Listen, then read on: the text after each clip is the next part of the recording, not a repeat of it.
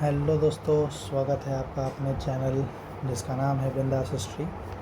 तो आज से हम लोग शुरू करने वाले हैं एक नई सीरीज़ जो कि यूजीसी नेट दिसंबर 2025 के लिए इतिहास विषय के सभी विद्यार्थियों के लिए बहुत ही बेनिफिशियल रहेगी। इसमें इस सीरीज़ में हम लोग चैप्टर वाइज प्रॉपर पढ़ाई करते हुए चलेंगे और पढ़ाई के दौरान जो भी इम्पोर्टेंट फैक्ट्स होगा उन फैक्ट्स को मैं यहाँ लिखता जाऊँगा, जो आप अपनी कॉपी में भी नोट करेंगे। इसलिए बहुत ज़रूरी है कि इस क्लास को स्टार्ट करने से पहले आपके हाथ में एक कॉपी हो, जो कि समय के साथ आपके पास एक कंप्लीट बहुत ही बेनिफिशियल नोट्स बन के तैयार हो जाएगी।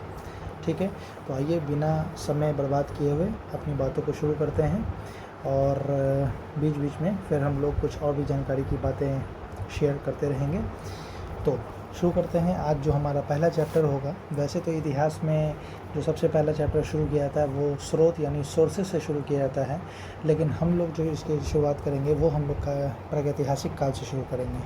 ठीक है, तो एक मिनट मैं इसका पेन ले लेता हूँ और कलर है ठीक है। तो हम लोग जो काल शुरू करने वाले हैं वो है प्रागैतिहासिक काल। ठीक है, तो आइए प्रागैतिहासिक काल।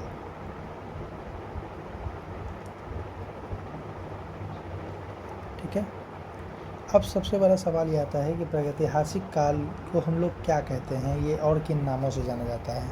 तो हम लोग प्रागैतिहासिक काल को पाषाण काल भी कहते हैं। ठीक है ना, प्रागैतिहासिक काल में मूलतः हम किसके बारे में पढ़ते हैं, तो हम पाषाण काल के बारे में पढ़ते हैं। ठीक है, अब आता है कि पाषाण काल क्या है, तो उसके बारे में हम लोग पाषाण, इसका शाब्दिक अर्थ होता है पत्थर। पाषाण का शाब्दिक अर्थ क्या होता है, पाषाण का शाब्दिक अर्थ होता है पत्थर, यानी वो काल जिसमें पत्थरों का इस्तेमाल या पत्थरों से बनने वाले औजार, उस समय जिस काल में सबसे ज़्यादा पत्थर के औजार उपकरण जो बनाए जाते थे, उस काल को हम लोग पाषाण उपकरण या पाषाण काल कहते हैं।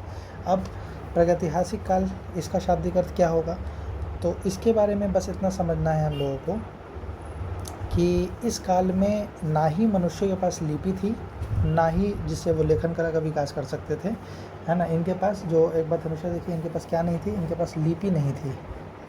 ठीक है, लिपि नहीं थी। लिपि नहीं थी, तो जब लिपि नहीं थी तो इनका इतिहास कैसा होगा। अगर लिपि नहीं थी तो इनके पास क्या अपने लिखित इतिहास होगा, यानी लेखन कला नहीं था। लेखन कला नहीं थी। ठीक है, तो जैसे कि हम लोग देख पा रहे हैं लेखन कला नहीं थी। अगर इनके पास लेखन कला नहीं थी, इसका मतलब इस काल में इतिहास लिखा नहीं गया। तो इसका जो शाब्दिक और सही परिभाषा होगी वो ये होगी कि प्रागैतिहासिक काल उस काल को कहते हैं जिसका कोई लिखित साक्ष्य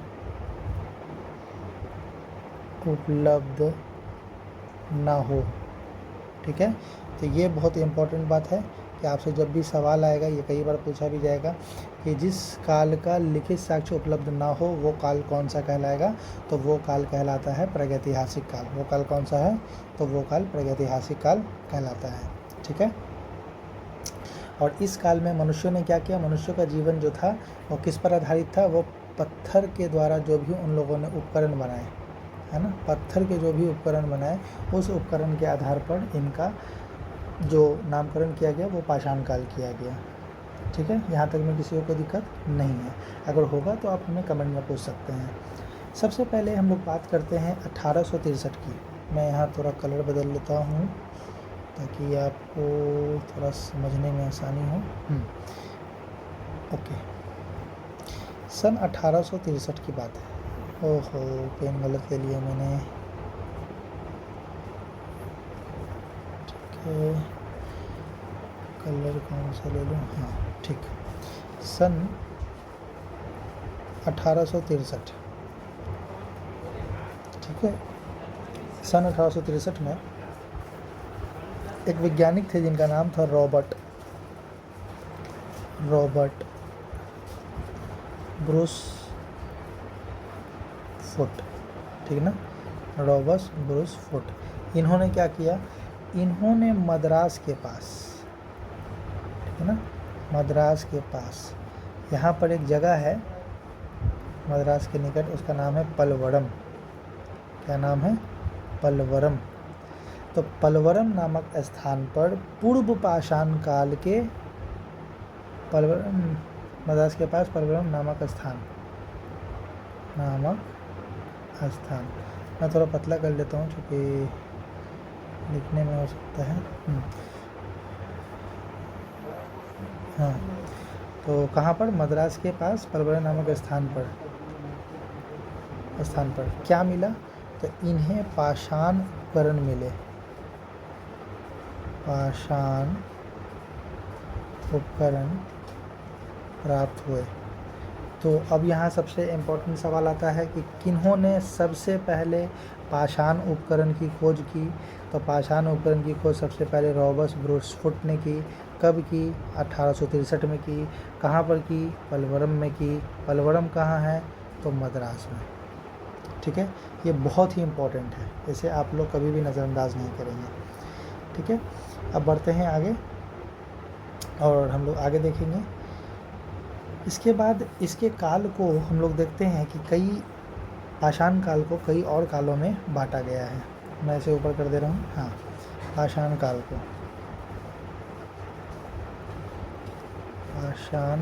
को कई कालों में विभाजित किया गया है। ठीक है, अब ये जो कई कालों में विभाजित किया गया है उसके बारे में हम लोग डिस्क्राइब कर लेते हैं। तो जो सबसे पहला काल है उसे कहते हैं हम लोग पूरा पाषाण काल। पूरा पाषाण काल। ठीक है, पूरा पाषाण काल को पुनः 3 कालखंडों में बांटा गया है। इसे हम लोग कहते हैं उच्च पूरा पाषाण काल,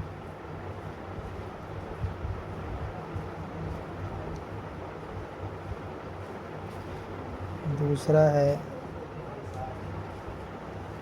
मध्य पूरा पाषाण काल। ठीक है, और तीसरा है निम्न पूरा पाषाण काल। ठीक है, तो ये तो हुआ एक, और उसके ये हो गए ए, बी और सी। ठीक है, तीनों काल क्रम में मैं बाद में बताऊंगा कि कौन कौन से इस उपकरण जो मिले उन उपकरणों में क्या क्या हमें प्राप्त हुआ। जैसे मैं एक मोटे मोटे अभी हिसाब में बता देता हूँ कि इन सब जगह से सबसे पहले क्या क्या प्राप्त हुआ। तो यहाँ से हमें जो है कि मिट्टी और भूसे से निर्मित ईंट मिली हैं। ठीक है ना, यहाँ से क्या मिली? ईंट मिली। और क्या क्या मिली है? तो हमें यहाँ मणि मिली है। ठीक है, मणियों का ये मिला है। साथ ही धारदार छेद वाले पत्थर के औजार मिले हैं। धारदार छेद वाले पत्थर के औजार। ठीक है, वो हमें यहाँ से प्राप्त हुआ है। और साथ क्या मिले हैं?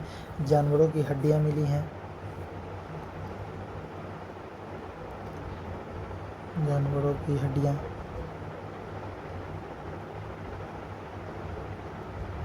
ठीक है, मनुष्यों के दांत,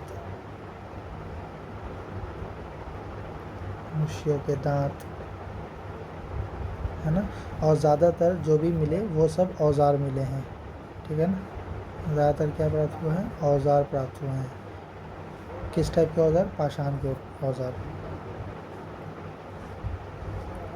ठीक है, चलिए आगे बढ़ते हैं। तो पूरा पाषाण काल को 3 कालखंडों में बांटा गया और पाषाण काल को भी 3 कालखंडों में बांटा गया, जिसमें 1 नंबर पे पाषाण काल है। अब आते हैं दूसरे काल पे। दूसरे काल को क्या कहते हैं? दूसरे काल को हम लोग कहते हैं मध्य पाषाण काल। मध्य पाषाण काल। ठीक, अब मध्य पाषाण काल है। मध्य पाषाण काल में क्या हुआ कि इस काल के जो औजार थे, या औजार कहें या उपकरण कहें, वो थोड़े छोटे हो गए। इस काल के औजार क्या हो गए? आकार उनके क्या हो गए? छोटे हो गए। इस काल को मेगालिथ भी कहते हैं। मेगालिथ। ठीक है, औजार क्या हो गए? छोटे हो गए।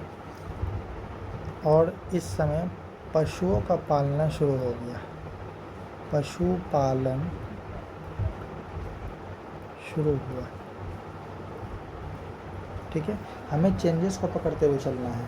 जैसे इस काल के जो भी लोग थे ये क्या करते थे, तो इस काल के जो लोग थे आखेटक थे। ठीक है ना,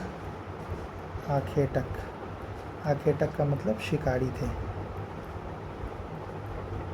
ठीक है, और ये लोग पशु का नहीं पालते थे, तो आखेटक थे और उपभोग करते थे, यानी उपभोक्ता थे। तो किसका उपभोग करते थे, खाद का, खाने पीने की चीज़ों का। ठीक है ना, तो आखेटक प्लस खाद्य उपभोक्ता दोनों थे। लेकिन यहाँ पर क्या हुआ, मध्यपाषाण काल में पशुपालन तो शुरू हुआ, लेकिन अभी भी ये लोग खाद्य उपभोक्ता ही रहे। ठीक है, तो यहाँ पर आखेटक कहें शिकारी कहें प्लस साथ में खाद्य उपभोक्ता दोनों थे। और जब मध्यपाषाण काल में आते हैं तो इस काल में औजार छोटे हो गए, पशुपालन शुरू हुआ, लेकिन अभी भी खाद्य उपभोक्ता ही थे, यानी ये लोग अपने से खुद से कृषि करके खाना नहीं खाते थे, नहीं उपजाते थे, अन्न फल ये सब नहीं खाते थे। प्राकृतिक रूप से जो भी कंदमूल मिला करता था उन्हीं को ये लोग खा के अपनी जीवन यापन करते थे। ठीक है, इस समय के औजार जो थे वो छोटे हो गए थे, अच्छे हो गए थे। लेकिन इस समय की जो औजारों की बात करेंगे हम लोग, इस समय के जो औजार थे वो थोड़ा बेडौल थे। ठीक है ना, वो कैसे थे, टेढ़े मेढ़े और अच्छे औजार नहीं थे। ठीक है ना, क्वालिटी अच्छी नहीं थी, बड़े आकार के थे। एक तो आकार क्या थे, बड़े आकार के थे, बेडौल थे, है ना, भौंडे किस्म के थे। ठीक है, इस किस्म के थे। अब आते हैं तीसरे काल जिसको हम लोग कहते हैं नवपाषाण काल। ठीक है, तो नवपाषाण काल में क्या आया, तो नवपाषाण काल में सबसे पहले कि औजार जो है वो पॉलिश्ड हो गए, पॉलिश्ड औजार हो गए। ठीक है, और क्या हो गए, औजार जो था उसका वो ग्रिप हाथ में पकड़ आने लगी, उसकी धार क्या हुई, तेज़ हो गई। ठीक है, अब पशु जो ये लोग पालना तो मध्यपाषाण काल से ही शुरू कर दिए थे, तो पशुपालन का तो शुरू हो ही गया पशुपालन। लेकिन साथ ही साथ अब ये लोग कृषि भी करना सीख गए थे। ठीक है ना, कृषि करना प्रारंभ कर दिया, कृषि करना प्रारंभ कर दिया। यानी आपसे कोई पूछे कि इसके चेंजेस को अगर हम लोग पकड़ के चलें तो हम देखते हैं कि पूरा पाषाण काल को 3 कालखंडों में बांटा गया है, पूरा पाषाण काल, मध्यपाषाण काल और नवपाषाण काल, जिसमें हम लोग देखते हैं कि पूरा पाषाण काल को 3 कालखंडों में बांटा गया है, उच्च पुरापाषाण काल, मध्य पुरापाषाण काल और निम्न पुरापाषाण काल। ठीक है, इसमें जो भी आखेटक बने और इस समय के लोग क्या थे, खाद्य उपभोक्ता रह गए। लेकिन साथ ही जब हम लोग बात करते हैं मध्यपाषाण काल का, जिसको हम लोग मेगालिथ कहते हैं, इन समय के औजार क्या थे, छोटे हो गए थे। इन लोगों ने पशुपालन प्रारंभ कर दिया था और खाद्य उपभोक्ता ही रहे थे, यानी खेती अभी भी इन लोगों ने नहीं सीखी। लेकिन जैसे ही नवपाषाण काल आता है, यहाँ पर इनके औजार जो थे वो पॉलिश्ड हो गए, ग्रिप में आने वाले हो गए, धार तेज़ हो गया इनके औजारों का। प्लस पशुपालन इन्होंने मध्यपाषाण काल में शुरू कर दिया था, तो उसमें और भी जानवरों को इन्होंने पशुपालन शुरू किया, साथ में कृषि करना भी प्रारंभ कर दिया। पशुपालन में इन लोगों ने सबसे पहले किसे पालतू बनाया, तो कुत्ता को पालतू बनाया था। इसके अलावा भेड़, है ना, बकरी, भेड़ बकरी, इन तमाम चीज़ों की ये लोग पशुपालन के रूप में इस्तेमाल भी किया करते थे। तो फ़िलहाल ये पाषाण काल का इंट्रोडक्शन था। कल से हम लोग और इसमें यूजीसी नेट के हिसाब से एकदम डीप नॉलेज के साथ, डीपनेस के साथ क्लासेस को और आगे कंसीडर करेंगे और आगे तक ले चलेंगे। और इसके कई पार्ट्स आएंगे, पार्ट 1, पार्ट 2, पार्ट 3, पार्ट 4 करके, है ना। तो तब तक के लिए बने रहें बिंदास हिस्ट्री के साथ। और अगर आपको ये चैनल पसंद आया है, आज का सेशन पसंद आया, तो चैनल को लाइक करें, सब्सक्राइब करें, शेयर करें। और डिस्क्रिप्शन में टेलीग्राम का लिंक दिया गया है, वहाँ जाकर टेलीग्राम चैनल को भी ज्वाइन करें, क्योंकि मैं जो भी बताऊँगा पढ़ाऊँगा उसका एक PDF नोट्स आपको वहाँ पर भी उपलब्ध करा दूँगा। ठीक है, तो फिर मिलते हैं अगले वीडियो में, तब तक के लिए धन्यवाद, थैंक यू।